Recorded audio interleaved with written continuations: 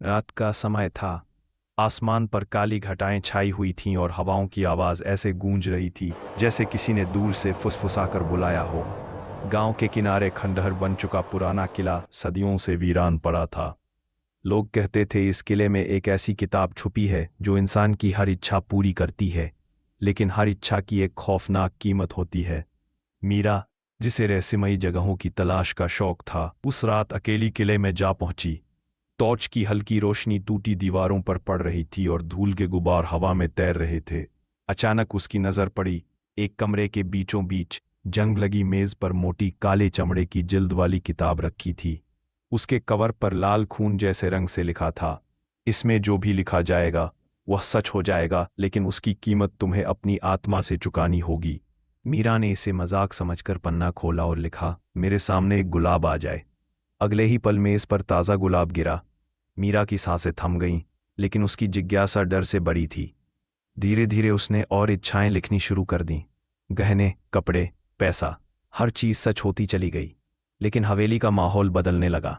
आईनों में उसका चेहरा धुंधला दिखता, दीवारों पर लाल हाथों के निशान उभरते और रात को कदमों की आहट सुनाई देने लगी।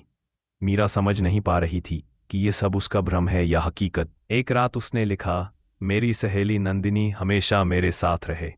कुछ ही देर बाद दरवाज़ा अपने आप खुला और नंदिनी अंदर आई, लेकिन उसकी आंखें पूरी तरह काली थीं, चेहरा भावहीन, और उसकी निगाहें सीधे मीरा पर जमी हुई थीं।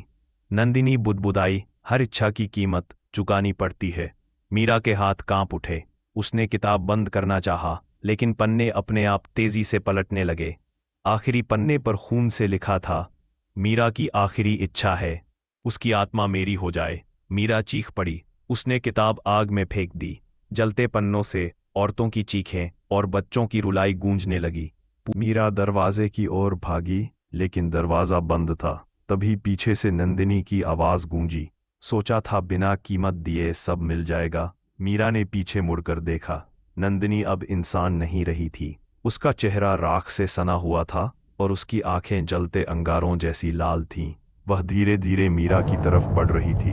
अगली सुबह गांव वालों ने देखा, किला वहां नहीं था, सिर्फ राख का ढेर पड़ा था और हवा में एक धीमी फुसफुसाहट गूंज रही थी, मेरी आखिरी इच्छा अभी पूरी नहीं हुई है।